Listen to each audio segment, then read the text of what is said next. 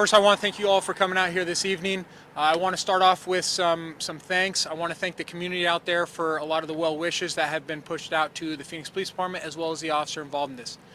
The officer, as I've mentioned previously, she has just less than a year on with the Phoenix Police Department. She is still being treated at the hospital with the same condition, non-life-threatening injuries. She's doing very well. She's got her squad mates, her family with her, so everything's going very well on that regard. And again, I appreciate the community for reaching out and providing those well wishes.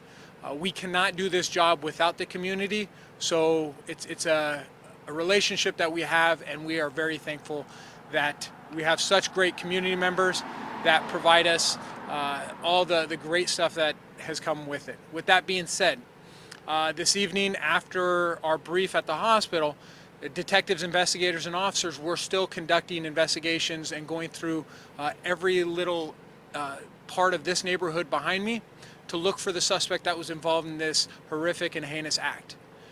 As detectives started utilizing certain investigative skills and information that they were able to gather throughout the investigation, we were able to identify the suspect being inside of a local residence along Atlanta Avenue near 11th Avenue. Our detectives with the special special assignments unit were responded to the scene. They were able to use less lethal munitions to have the suspect exit the top roof section of the residence. He was later taken into custody. It's still in the beginning phases of this investigation. He will be booked into jail. That process still in place. I cannot provide any information on the suspect himself. I hope to have a booking number and more information tomorrow.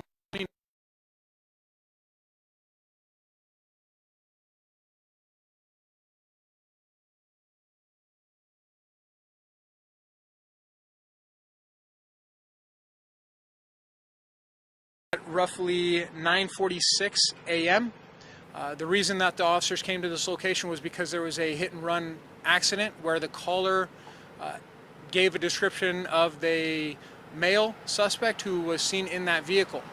As that first responding officer came onto scene, she saw a male that matched that same description. As she was still in her vehicle approaching the scene, the suspect pulled a rifle and immediately began shooting at the officer. The officer was able to do a tactical maneuver with her patrol vehicle and get away from that area. However, in that situation, she was shot one time in the left hip, as well as received bullet fragments to her face. She was able to be treated on scene by Phoenix Fire Department, who then transported her to a local hospital where she's still receiving that aid. As far as the update on the suspect, when he was taken into custody, less lethal munitions were used. He did receive a minor injury and was transported to a local hospital for those minor injuries. With that being said, I'd be more than happy to answer questions that you may have. Is it standard now that officers are patrolling alone by themselves in a vehicle? So the Phoenix Police Department has always had single patrol officers as well as double officers. What we do encourage is that officers ride together. It's really an option. Again, for the safety of our officers, we want to make sure that every call that an officer goes to, there's going to be multiple officers going to those calls. Sergeant, earlier the chief referenced prohibitive possessors. I know you can't tell us much about the suspect right now. Can you tell us if he was a prohibitive possessor or any kind of history that may have given him reason to run or act this way? So for this particular suspect, because he's still under investigation, detectives are still waiting to speak with him and question about this crime. We don't have that information that we can put out at this time. It will be in his booking paperwork. Again, tomorrow morning when I provide that booking number to you, you should be able to get all that information through the court. Are you releasing the officer's name? We will be releasing the officer's last name. Again, that's going to be in an update through the media advisory tomorrow morning. Do you know if the suspect had any association or connection to the resident that he was found in? That's a great question. That's something that our detectives are looking into right now to figure out how he gained access to the house, if he's known to the neighborhood. Those are all questions that detectives plan on answering throughout the course of this investigation. Do we have a rough age range of the suspect? I know you can't Yes. give too many details. So the suspect is in his late 20s. Was she shot in the car? Her left Yes, the officer was in the car when she was shot. hip? So she was trying to get the hell out of there, and a bullet hit her in her left hip. Correct. Yeah, street side, Driver's side, correct. driver's side. Yes. Are you able to talk about how y'all got him off the roof? I mean, we saw the video of him getting hit. He goes back in the building, but then comes out with his hands up. Are you able to talk about that process of getting him out of that building? Well, once the suspect was on the roof, he was able to climb down from the roof on top of one of our special assignment unit's vehicles, and we were able to get him into custody from there.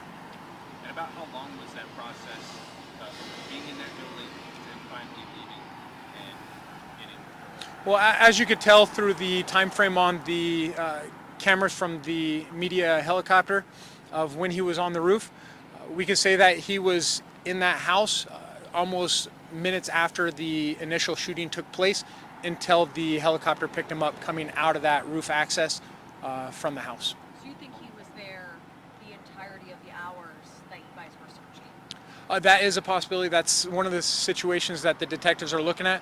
So when a situation like this happens, the entire neighborhood is blocked off.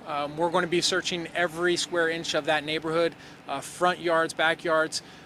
We're going to rely on the community members to give us a little bit of information on if they've seen something strange, something suspicious in their neighborhood. Community members know their neighborhood better than we do, and we rely on that relationship. So while we had an understanding where he may be, we still didn't want to neglect the rest of the neighborhood to ensure that the community was safe. And was it community tips that led you to where he was at? And did anyone have to be evacuated? Because it's an ongoing investigation, I can't speak on behalf of what led us to that particular house. But again, we do appreciate the community's involvement, utilizing those resources, silent witness, as well as just calling into a non-emergency number. What about the Able to person see he from our hit vantage point? I'm sorry, the person that he hit? in the car accident? So that car accident was a single vehicle accident where he collided with a wall of a nearby residence. Just trying to confirm based off that, we were able to see a black car that kind of had damage on the side of Residence in Atlanta. Would that be the car? I don't want to speculate to exactly what car that you saw, but yes, it was a black passenger car, and it was kind of high centered on a rock near the intersection 11th Avenue and Atlanta Avenue. So All right, one more question here. What makes this an ambush attack? So what makes this an ambush attack is the officers are called to a specific location, and this suspect pulled the rifle and immediately started shooting at the officer. So when an officer is not expecting to be confronted with a situation like that, that is the definition of an ambush. And that's what the Chief Sullivan was talking about today is not only are gun crimes on the rise, and we're committed to lowering that with the help of the community, but when something as brazen as somebody who wants to pull a rifle and immediately start shooting at a patrol car, that is uncalled for. That's something that the community should be outrageous about. That should be something that the nation in itself should look at and say, this is unacceptable behavior. But again, the bright side is the officer's doing well, and we do again want to push out a thanks to the community for their well wishes on the officer's well-being. So thank you again for coming out here. Again, we will shoot out a media update for the booking information as well as the suspect's information tomorrow Everything morning. will be updated through paper now and email. Correct. And No that'll more be on tomorrow. camera. Tomorrow morning, yes. After the booking process is done and we have a booking number to attach to that paperwork. All right. Can we just get your first, last name? And Yes, it's Sergeant Brian Bauer, B-R-I-A-N. Last name is Bauer, B-O-W-E-R. And I'm a sergeant with the Phoenix Police Department through the Public Affairs Bureau. All right. Thank you so Thank you so much, guys.